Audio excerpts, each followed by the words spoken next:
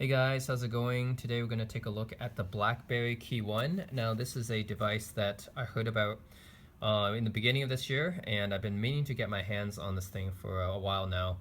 But you know, it's been kind of hard to get. I believe the first day that it was available, which was May 31st, it pretty much sold out on Best Buy and Amazon, which is kind of surprising to me because, you know, who would have thought that BlackBerry in 2017 would sell out their phones. This is actually not made by BlackBerry. It's made by a company called TCL. They just use the BlackBerry license. However, this phone has gotten a lot of good reviews online, and a lot of people have been wanting to get their hands on it, me included. So, you know, because I collect phones that I think are very unique, and this is pretty much the only phone on the market with a physical keyboard. And of course, BlackBerry has a good history with physical keyboards and everything.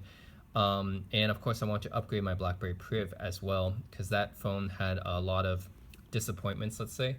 And I've heard a lot of good things about this phone. So yeah, let's see what we have. 4G LTE, 4.5-inch IPS, 1620 by 1080. That's a little bit of a weird resolution, but that's what it is. 433 PPI should be very good. Snapdragon 625, which is not the most powerful processor, but it's not bad either. It's kind of like a mid-range. 12 megapixel autofocus, dual tone flash on the rear, which should be pretty standard these days. Probably won't be as good as my Google Pixel, but should be still pretty decent. And then 8 megapixel front camera, which is really good. That's way better than the iPhone SE that I have that I'm recording with right now. That one has like I think that only has the 1.3 megapixel or whatever. 32 gigs plus 3 gigs of memory. I believe it's expandable through micro SD. And 3505 milliamp hour battery. Comes with the latest Android, which is 7.1. All right, let's go through with the opening. All right, let's go ahead with the opening of this thing. This case is pretty similar to the one for the Priv as well. Here we go, Blackberry KeyOne. This box here. Oh, there's more stickers I have to take off, I guess. Okay, here it is. I think the Blackberry KeyOne has this system called D-Tech, which is also in the Priv. This is the second Blackberry device to use Android, the first being the Priv, and has this D-Tech protection, secure software, I guess, which should make Blackberry devices, including the Priv and the KeyOne, more, I would say, secure in theory, but in practice, I don't know. I'm not sure how really secure it is. It's obviously not going to be as secure as, you know, BlackBerry 10 OS, because that one has native security built into it, but should be better security than most Android phones anyway. All right, let's see. Let's take off this cover. Okay, so that is our 12 megapixel shooter on the back here. Pretty nice big camera actually, and this is the dual tone lens right here. Yep, dual tone lens right here. Nice leathery back finish. I like it. There's a SIM card slot right there. You guys can see that. All right, SIM card slot right there. Volume buttons. I guess this is the mute button, and this would be the on button. And it charges via USB-C. That's what all phones should use these days, USB-C. And let's take this protective cover off.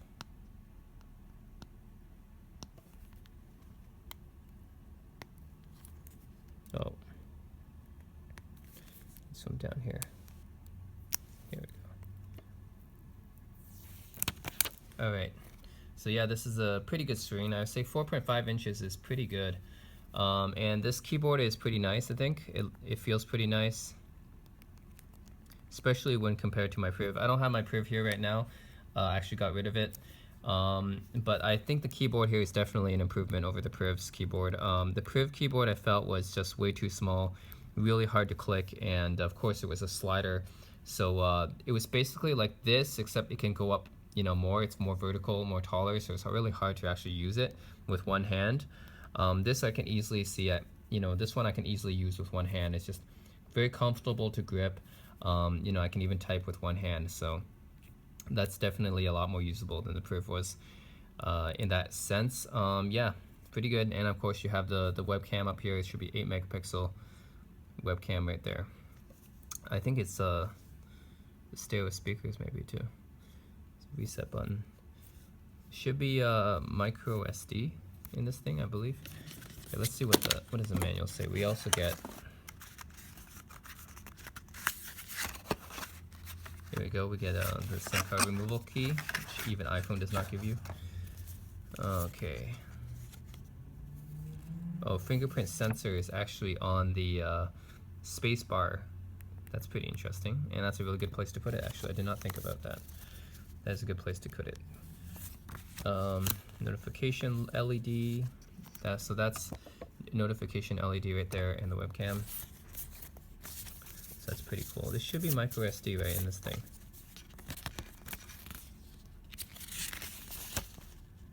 Okay, yes, there is micro SD. So it looks like micro SD and SIM is both on the tray itself.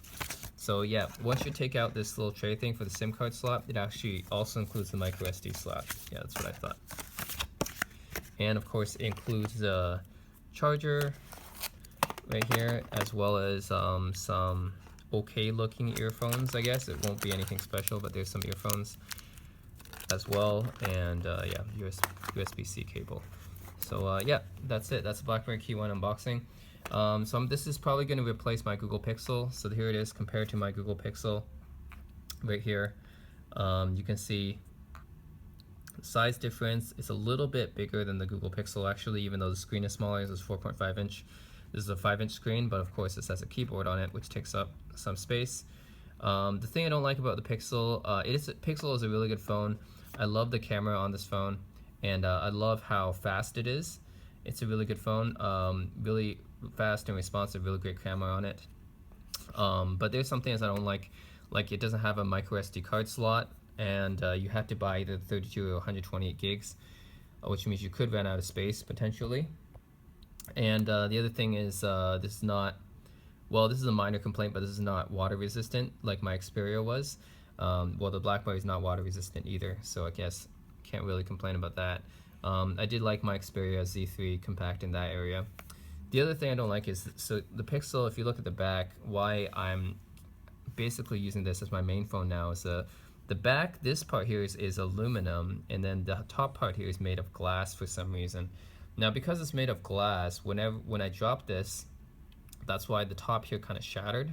The fingerprint sensor is in a good location, and these are, you know, honestly the Pixel cameras are probably the best cameras in an Android smartphone still. I don't think the Blackberry is going to beat it. I still think the Pixel cameras are going to be the best, but you see here, because they put the glass on the back here, really easy to shatter, and it affects my lens as well, which means I can't really take any pictures with this anymore. You know, I can't really take good pictures with it anymore because of that. So I don't know why Google had to put glass on this part that's really easy to shatter, and then, you know, put the lens at the same spot. So that's really annoying. And why, if they made the whole thing just aluminum or titanium, even like the new Essential phone, then if you drop it, this thing wouldn't happen, you know? It wouldn't happen. So Blackberry, if I drop the Blackberry, I don't think that would happen to this, right? This has looks like a nice matte black here, so nothing's going to shatter if I drop it. If I drop the back here, it's going to shatter. Obviously, I think if I drop the front, it's going to be damage to the screen, but the fact that I shattered the back here is really kind of disappointing. So anyways, Google Pixel is a good phone. I use it with Project Fi, as everyone should. It's best service. You can use the same amount of data. I mean, you pay the same amount of data when you go abroad, so everyone should use Project Fi. Really great phone, but yeah, there is some design flaws with this. Hopefully it will be fixed with the next Pixel version. But the Blackberry KeyOne is going to be my new phone now. And if you want to look at the size difference here, compare with the Blackberry Passport. Like I said, I don't have my Priv anymore, but you can still compare it with the Passport, which does have a better keyboard than the Priv as well. It's a lot wider. Obviously, it's the size of a Passport. It's a lot wider, but that makes it really great for viewing web pages. You can use the keyboard to scroll. I think you can do that with the KeyOne as well. You can use it to scroll. And yeah, I think the KeyOne is going to be a lot easier to carry There's also the Blackberry Classic. Of course, the KeyOne I think should be an upgrade over the Classic in every way except for the operating system, because I know that a lot of people still like Blackberry 10 OS. It's not going to be as secure as that, but I think it should be an upgrade in every other way over the Blackberry Classic. But yeah, this is the Passport versus the KeyOne. You can see even the grill, the top part, it looks kind of similar with the speakers right in between the LED notification and the webcam. The back is made out of the similar materials, both kind of this matte kind of finish right here. I think even the lens design looks a little bit similar. Yeah, Blackberry KeyOne should be better in terms of specs.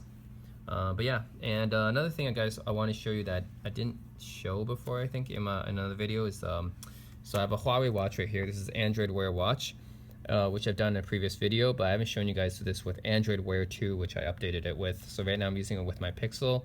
I'm going to pair it with my KeyOne soon enough. But the major difference now is that the notifications, when you swipe through it, it's a lot better suited for round faces. So if you guys upgrade from Android Wear 1 to Android Wear 2, it's a huge difference in huge improvement in usability.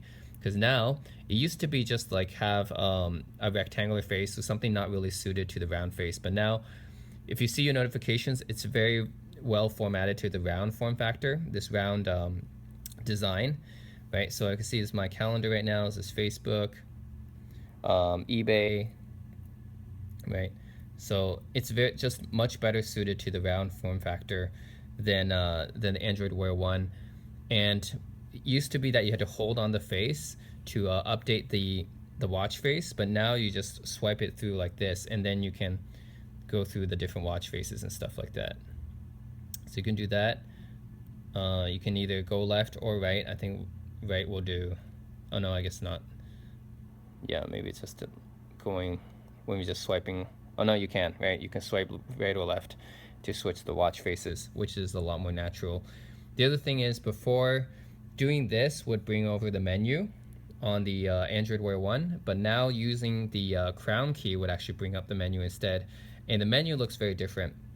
The menu is a lot more suitable to the round watch faces. Like I said before, this was all vertical. This was all aligned vertically, so you probably only saw like 3 apps on a screen at once. Now you can see 5 apps. So this is definitely an improvement as well. You can see a lot more apps on your menu here than before. So yeah, basically Android, if you have a watch with a round design like mine, the Huawei watch, the Android Wear 2 should be a massive improvement over Android Wear 1. Not to mention it feels like it's actually faster as well. Usually when you get updates, it usually slows down your device, but Android Wear 2 actually makes it faster. So there's no reason not to upgrade to Android Wear 2. It's just amazing. Alright, so anyways, that's enough about my watch. Let's go back to the Blackberry KeyOne, and I'm gonna start this up and show you guys a little bit more about my first impressions on it. Alright guys, so I used it for a while now, and I really like it. It feels really good in the hand. I like the screen. It's very beautiful display right here, and the keyboard here is definitely better than the Priv, and I think even better than the Passport in some ways. I felt like the Passport's keys were a little bit too big, but these ones feel just right. Probably not quite as good as the really old classic BlackBerry devices like the BlackBerry Bold and stuff, but it still feels really good. Basically, this is what the Priv should have been. This is a really good Android BlackBerry device, and yeah, I highly recommend it. It's got 3.5mm headphone jack on top, of course. You gotta have that, and USB-C charger, micro SD. So it has a lot of features. It also has good battery life. I guess that's one of the things I liked most about my Xperia Z3 is that it had 2-day battery life. This thing doesn't quite come up to that, but it's still, you know, much better than most smartphones out there. And that's another thing I forgot to mention about my Google Pixel is I really don't like the battery life on the Google Pixel. I usually have to turn battery saver on every day just so that the battery doesn't run out of juice. Which is really annoying because, you know, it should last through 1 day, but often I find that if I don't use battery saver on the Google Pixel, by the time it's like 1 p.m. or 2 p.m. already, I'm already down to like 30% battery life, which is absolutely ridiculous. So yeah, I think the BlackBerry KeyOne should be a lot better in that regard too, in battery life. And other than that, yeah, you can use the keyboard to scroll through things. It's very, very comfortable typing on this. So if I go like this, and of course you have the autocorrect, just the same as you had on the Passport in the Priv. That's very, very nice. And I think you can, yep, you can do it landscape as well, and scroll through landscape, and that's very, very smooth as well. So anyways, that works. I like scrolling through this with the keyboard. It's a very innovative thing that other smartphones don't have. Pretty unique to BlackBerry. Otherwise, everything else is standard Android 7.1 here. It does have a little bit of additional security because of the DTEC by BlackBerry, this thing. And I also have the BlackBerry Hub, which is another unique thing about BlackBerry, is they have the hub that stores all the, where is it? Yes, you have the BlackBerry Hub that stores all your emails and stuff into one place.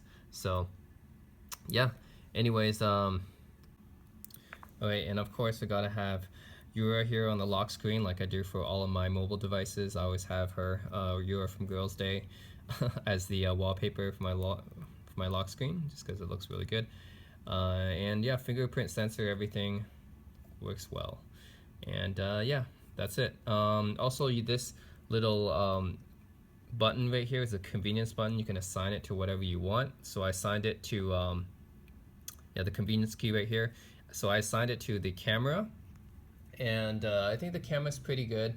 Let's get something to take a picture of. Okay, I have something I can take a picture of. You guys can see what the camera is. So I press the convenience key right here, brings up the camera. This camera is actually pretty good. Definitely the best BlackBerry camera I've seen yet.